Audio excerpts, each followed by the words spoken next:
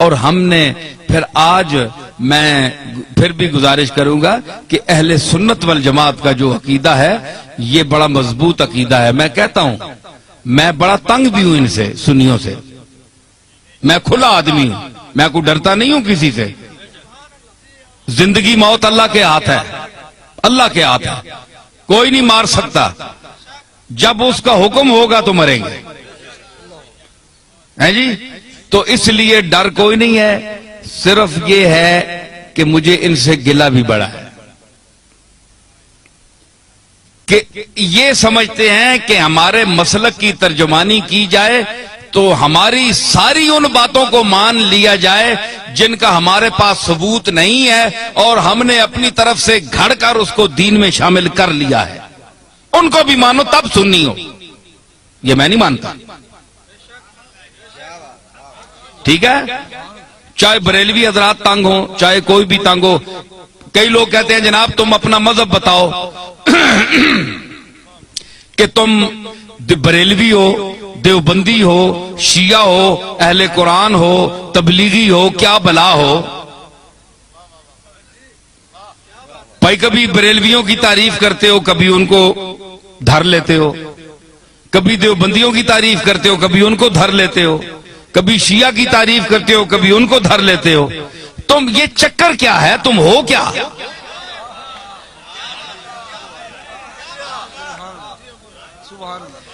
ہے جی. آج میں آپ کو بتاتا ہوں میں کیا ہوں. دیکھیں صاحب، یہ ان کا سوال بجا ہے کہ یہ سارے لوگ ان کی تعریف کرتے ہیں اور کبھی جو بہت خوش ہوئے ہوتے ہیں وہ دیوبندی بھی کہتے ہیں یار یہ تو ہمارا آدمی ہے، یہ دیوبندی ہے. وہ دوسرا خطاب سنتے ہیں وہ کہتے ہیں تب تن کے رکھ چھوڑیا سسا. بریلوی کہتے ہیں جناب یہ ہمارا ہے، تو دوسرا خطاب سنتے ہیں اس میں کوئی ان کی بات ہوتی ہے، ان کو دھر لیتا ہوں، وہ کہتے ہیں یہ گیا، یہ تو کچھ بھی نہیں ہے، ہمارا تو نہیں ہے. شیعہ کہتے ہیں اہل بیت کی تعریف اس سے بڑھ کر کسی نے کی نہیں، کبھی ان کو بھی کوئی چٹکی لگا دی، وہ کہتے ہیں یار ہمیں بھی ہماری خبر بھی لے گیا. اہل قرآن، تبلیغی، اہل حدیث تعریف بھی کرتا ہوں، مذمت بھی کرتا ہوں. وہ کہتے ہیں یہ چیز کیا ہے، یہ ان کی معجون مرکب کیا ہے، حدود اربع ان کے کیا ہے. تو میں گزارش کروں، بات یہ ہے کہ میرا کوئی ذاتی مذہب نہیں ہے، نہ آپ کا کوئی ذاتی مذہب ہونا چاہیے. ہمارا مذہب، ہمارا عقیدہ، ہمارا مذہب، ہمارا مسلک، ہمارا نظریہ، ہمارا اندیہ وہ ہونا چاہیے جو اللہ کی آخری کتاب قرآن مجید میں آیا ہے، یا جناب محمد الرسول اللہ سے جو عقیدہ، جو طریقہ ثابت ہے وہ آپ کا اور میرا عقیدہ ہونا چاہیے. ٹھیک ہے نا؟ یہ مسلمان کی تعریف ہے. تو ہر یاد رکھیے کہ ہر مذہب میں، ہر مسلک میں افراط و تفریط ہے. یا کوئی کسی بات میں گھٹ جاتا ہے، بہت دالیوں لے ونن تے بعض جگہ وہ اتنی شدت کرتے ہیں کہ حد سے بڑھ جاتے ہیں. میانہ روی، حضور نے فرمایا خیر الامور اوسطھا، یہ آپ کا ایسا جملہ ہے کہ پوری کائنات کے ہر چیز پر اس کا اطلاق ہو سکتا ہے. پوری کائنات، ہر عمل، ہر نظریہ، ہر نقطہ، یہ سرکار مدینہ کا وہ ارشاد ہے. میں اس کی تعریف کروں کہ فرمایا کہ ہر چیز میں درمیانہ روی اختیار کرو، ہر چیز میں. آپ اس کو گھر جائیں، اپنے بال بچوں کے ساتھ، بیوی کے ساتھ، والدین کے ساتھ، محلے والوں کے ساتھ برتیں اور حضور کے اس ارشاد مقدس کو آپ ذہن میں رکھیں کہ ہر چیز میں میانہ روی، نہ حد سے بڑھو نہ حد سے نیچے ہو، درمیان میں چلو. وہ کسی نے کہا نا کہ عزیز اتنا ہی رکھو کہ جی بہل جائے، عزیز اتنا ہی رکھو کہ جی بہل جائے، اب اس قدر بھی نہ چاہو کہ دم نکل جائے. ہر چیز کا ایک طریقہ ہوتا ہے، اعتدال، درمیانہ روی. تو حضرت پیر میر علی شاہ صاحب کا کو اللہ نے علماء عصر میں امتیاز کیوں عطا فرمایا؟ دیوبندیوں نے کیوں ان کو مانا؟ شیعہ نے کیوں مانا؟ رد مرزائیت میں جب میرے دادا وہاں تشریف لے گئے تو سب نے مسلمہ طور پر آپ کو مقتدا اپنا کیوں مانا؟ آج کون سا پیر ہے پاکستان میں کہ جس کو تمام مسالک کے علماء اور مشائخ اکٹھے ہو کر اپنا پیشوا مانے؟ کوئی ہے آپ کے سامنے آیا؟ نہیں آیا، اس لیے کہ وہ خود معتدل نہیں ہے، وہ پارٹی کا بن گیا ہے، پارٹی کا ہو کر رہ گیا ہے۔ اس نے کہا ہے کہ اگر میں شیعہ ہوں تو میں نے شیعہ کی حمایت کرنی ہے، چاہے شیعہ غلط ہے میں نے شیعہ کو ثابت کرنا ہے، دیوبندی ہے تو اس نے کہا میں نے دیوبندیوں کو ثابت کرنا ہے چاہے وہ غلط ہی کریں، بریلوی ہیں ان کو میں نے ثابت کرنا ہے چاہے غلط ہی کہیں، میں نے ان کی تائید کرنی ہے۔ پیر میر علی شاہ صاحب میں یہ خوبی تھی کہ اللہ نے ان کو علم وافر کے ساتھ عقل سلیم بھی عطا کی تھی، اور وہ میانہ روی اور اعتدال حضور کے اس ارشاد کو سامنے رکھتے ہوئے کہ خیر الامور اوسطھا، کہ ہر چیز میں میانہ روی اختیار کرو، حدوں نہ ودو تے حدوں لو بھی نہیں، تھلے بھی نہ ہو جو تکو نا ترکڑی تول لینا تولتے ہیں نا تے او جی وچ لوہا ہونا ہے اساں تکنا ہے دکاندار پہ یہ ایتھے بالکل جس لئے انجا آونجے نا سدھا اس ویلے تولا جو برابر ہونا، انصاف نہیں ترازو بچ ہے جی۔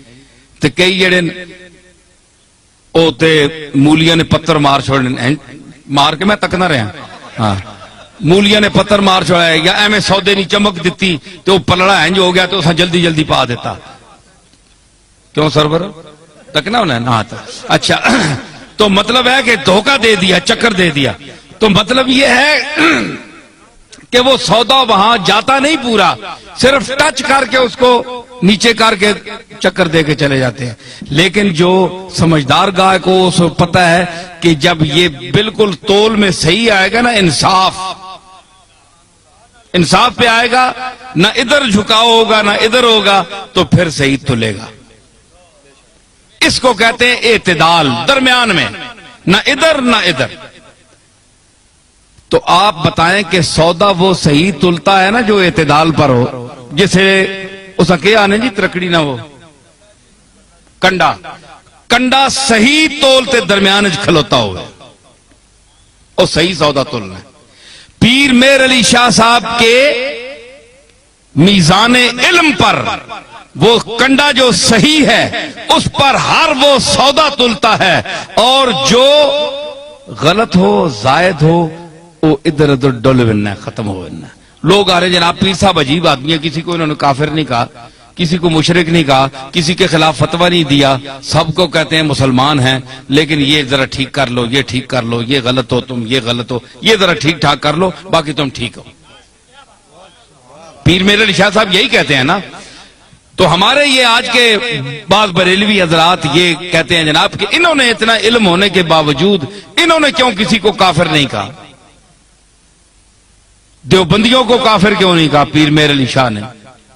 اتنا بڑا عالم ہے، اور دوسرے لوگوں کو کیوں نہیں کہا؟ بھائی کوئی کفر کی بات سامنے آئے تو کافر کہیں، ان کی تصانیف آپ پڑھیں تو یہ اتفاق کے ساتھ بالاتفاق یہ بات جو ہے یہ آپ ذہن میں رکھیں کہ چاہے بریلوی ہو، چاہے دیوبندی ہو، شیعہ ہو، کوئی بھی ہو، اگر اس کے دل میں اس کے زبان سے ایسا جملہ نکلتا ہے جو رسول اللہ صلی اللہ تعالی علیہ وسلم کی گستاخی پر مبنی ہے، وہ حضور کو لوگوں کی نظروں سے گرانا چاہتا ہے، وہ دائرہ اسلام سے خارج ہے۔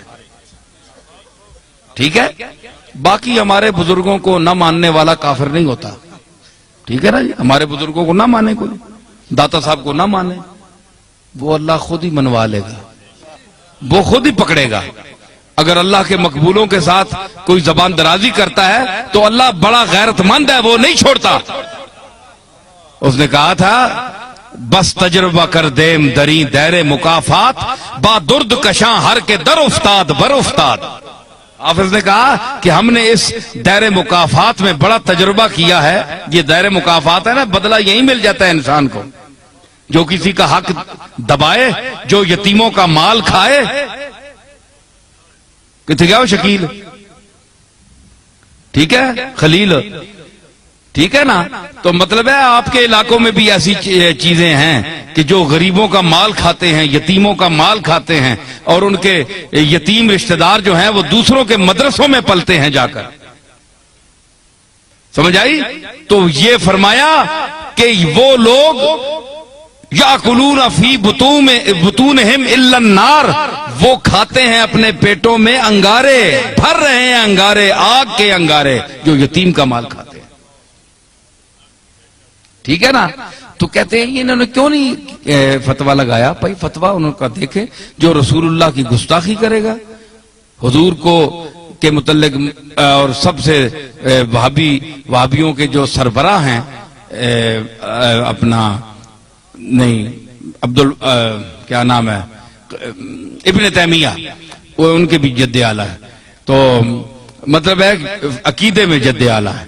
تو ابن تیمیہ جیسا آدمی، اس نے لکھا کہ ایک ہے کپڑے کا میلا ہونا، ایک ہے حکارت سے کوئی گئی سٹ ہے ایویں ترکیا میلا ہے، ذہن میں اس کو حقیر کہے، ذہن میں یہ عقیدہ رکھے کہ میں اس کی حکارت کر رہا ہوں. ایک یہ ہے کہ حضور علیہ الصلوۃ والسلام کی کملی جو ہے، آپ کا جبہ یا ہر وہ کپڑا جو آپ کے جسم اقدس سے مس ہوا، لگ گیا، ایک بار لگا یا کئی بار لگا، تو اس کو وہ شرف حاصل ہے کہ دنیا میں کسی چیز کو وہ شرف حاصل نہیں. ٹھیک ہے؟ تو اگر وہ میلا بھی ہو سکتا ہے نا، گرد و غبار تو پڑتی ہے، وقت کا گزرنا اس کو گل جاتا ہے، پرانا ہو جاتا ہے. تو اگر کوئی شخص، یہ ابن تیمیہ